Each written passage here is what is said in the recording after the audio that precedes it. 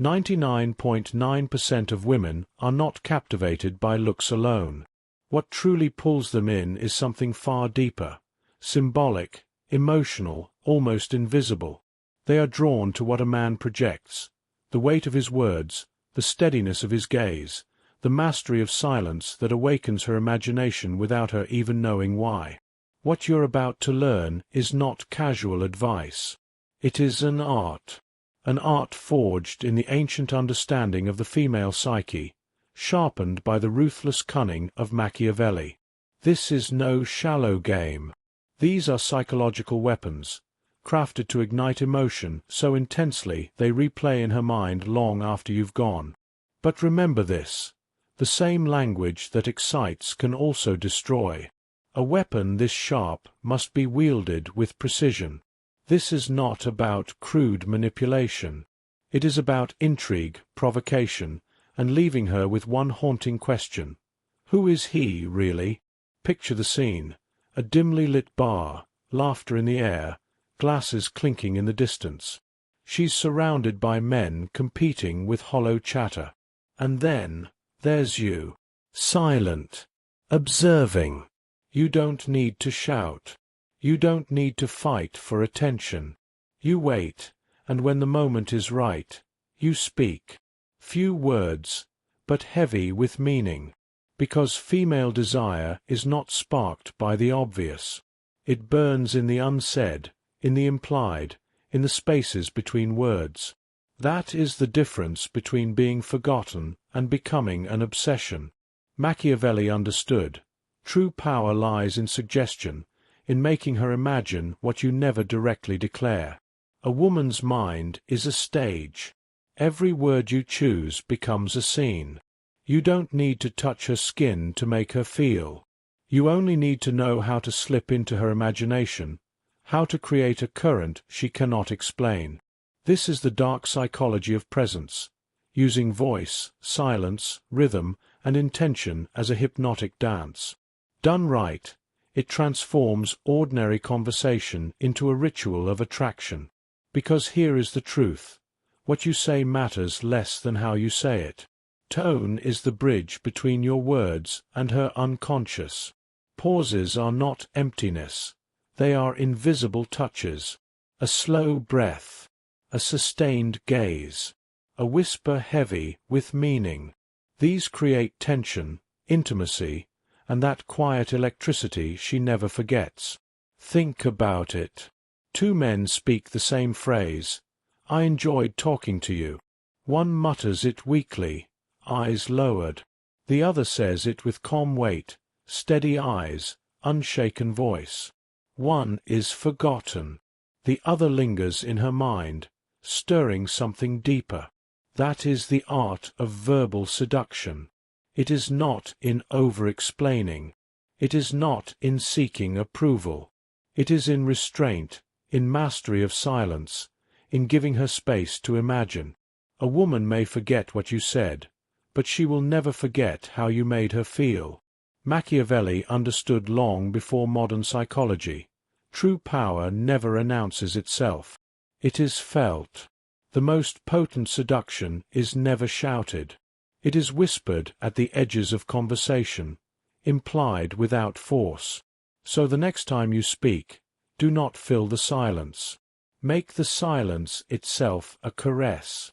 Speak from a place of presence, with pauses that carry weight, with a voice that feels like a promise.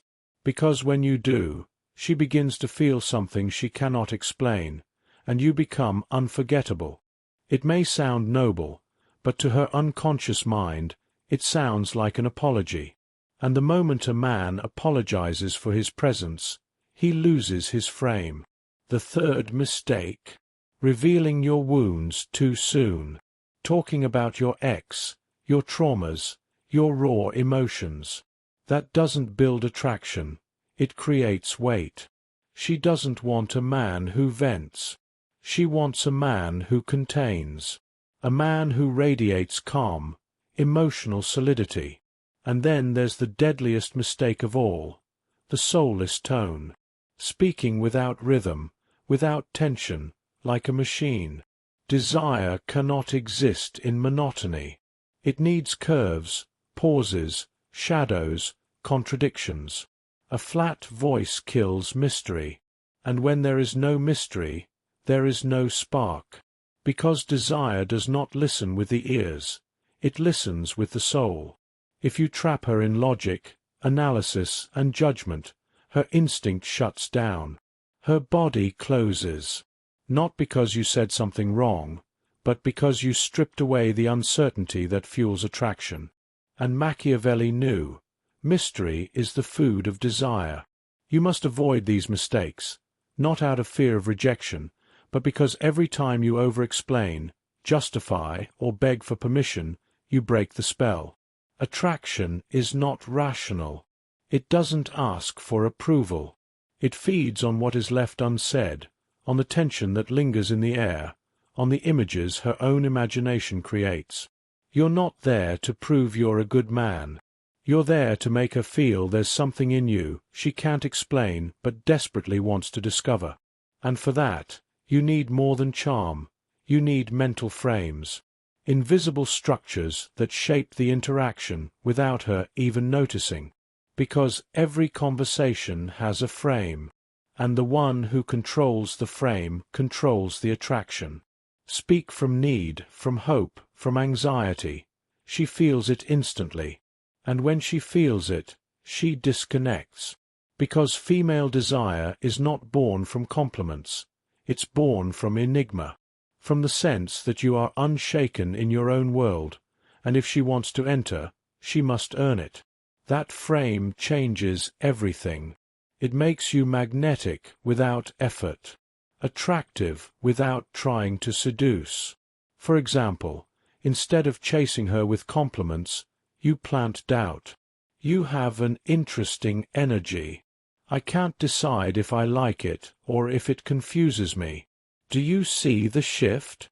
Suddenly, you're not seeking her approval. You're reacting to her. The power flips. She starts to chase. She starts to wonder if she has you. Or use the emotional experience frame. Don't say, "You're pretty." She's heard that her entire life. Instead say, "There's something in the way you speak that makes me think you're not as innocent as you look." You're not describing her appearance.